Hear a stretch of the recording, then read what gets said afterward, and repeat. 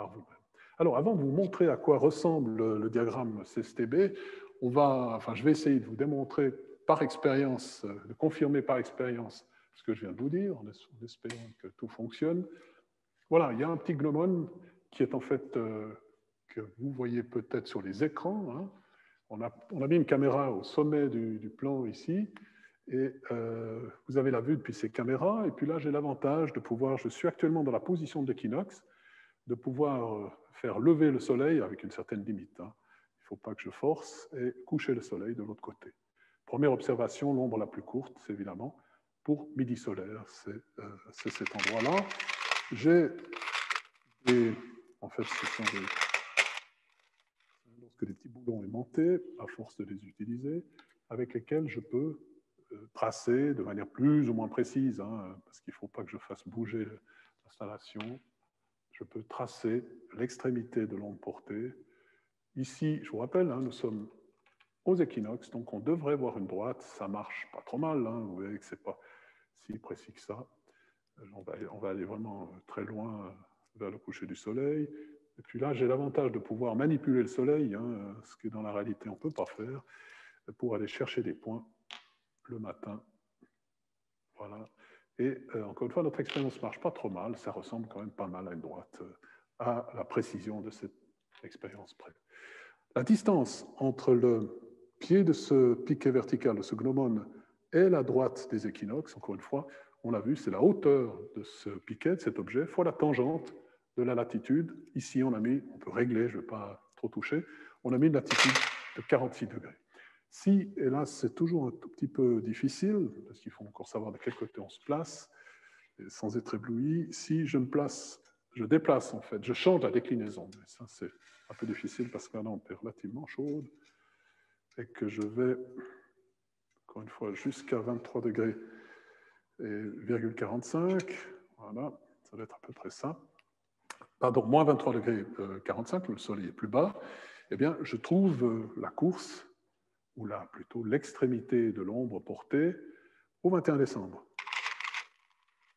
Pardon, oui, je vous dis des bêtises, l'ombre plus longue, bien sûr.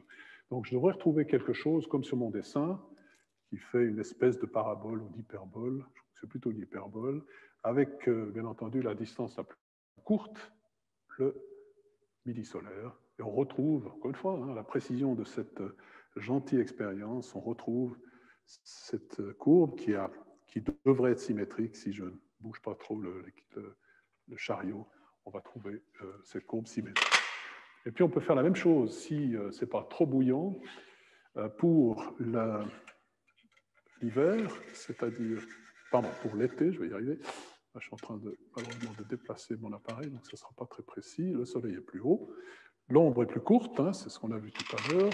On va partir de ce côté-là pour tracer l'extrémité de l'ombre portée de notre obélisque.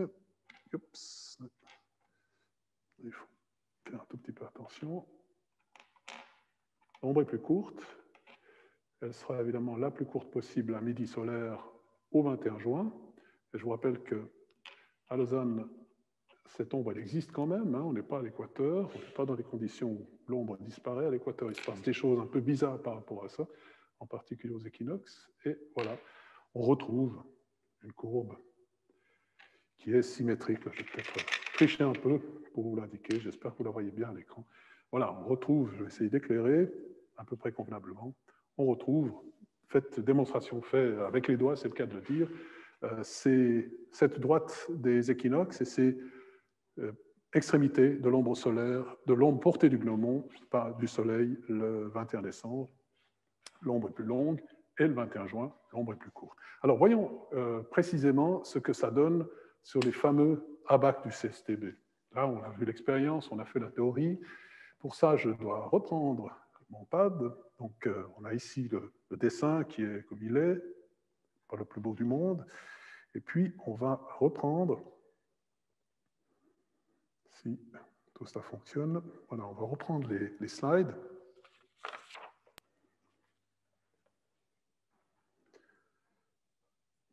Il faut un peu de patience.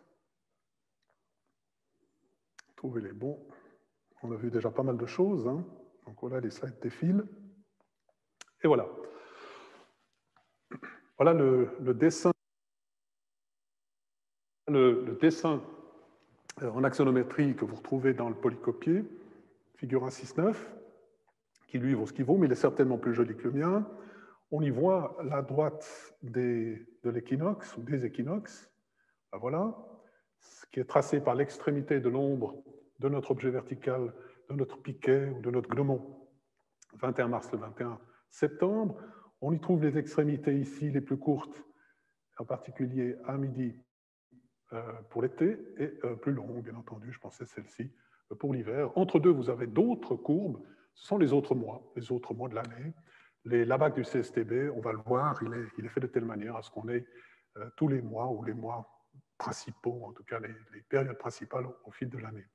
Donc je vous rappelle que la distance depuis l'objet, que l'on appelle gnomon, ici aussi schématisé comme un petit chapeau rouge, si j'ose dire, eh bien, jusqu'au pied, jusqu'à la droite des équinoxes, cette distance ici, elle vaut la hauteur fois la tangente de la latitude. Et une tangente de 46 degrés, c'est presque la tangente de 45 degrés, vous allez voir, donc c'est presque H égale L, si on regarde la vraie projection des abacs dits CSTB. Alors, on est cette fois alors vraiment tout en haut, comme on aurait voulu, on peut le faire avec les caméras ici dans l'auditoire, aujourd'hui c'est un peu compliqué. On retrouve aussi notre petit chapeau, il est là. Je vous rappelle que l'abac n'a pas d'échelle, enfin il y a une échelle qui peut être transposée à des petits objets, à des grands objets, gratte-ciel, une allumette, un piquet dans un champ. On retrouve la fameuse droite qui s'appelle courbe D, l'extrémité de l'ombre aux équinoxes, avec cette distance à midi solaire vrai, cette distance, on voit bien que c'est midi, qui est donnée, pardon, elle est là, je suis en train de vous raconter une bêtise, je vais quand même corriger.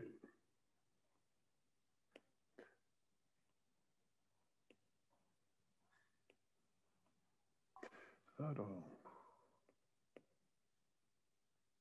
on va refaire comme ça va. Donc, le gnomon est ici, et la droite des équinoxes, elle est là, avec la distance, ici, qui est presque, on peut le voir, hein, le cercle qui est là, c'est un cercle de hauteur h. Ce cercle-là, son rayon, c'est la hauteur du gnomon. Et comme 46 degrés, c'est proche de 45 degrés, tangente de 45, c'est 1. En 46, on est tout près de 1. Donc on voit qu'on est pratiquement, pour notre latitude, distance de la droite des ondes portées des équinoxes, est presque à la distance de la hauteur de l'objet. Voilà une règle du pouce qu'on peut retenir.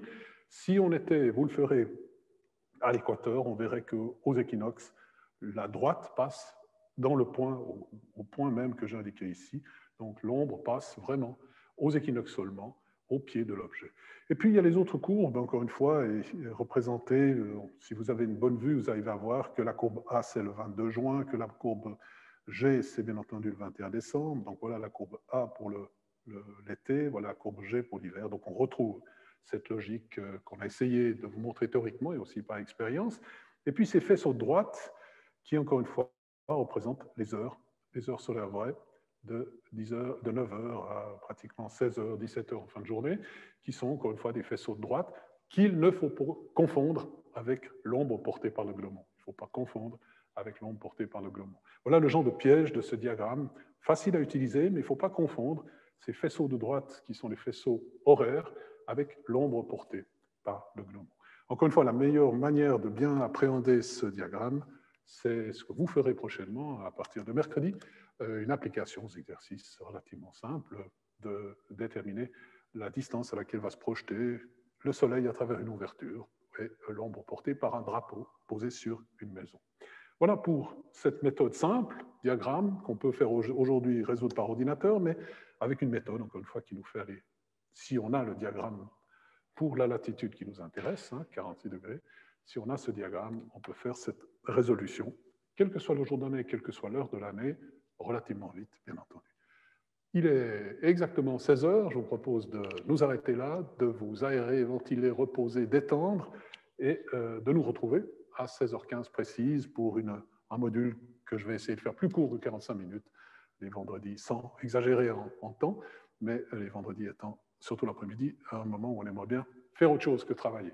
Mais voilà, c'est comme ça. On se retrouve à 16h15 pour la suite du programme. Merci de votre attention.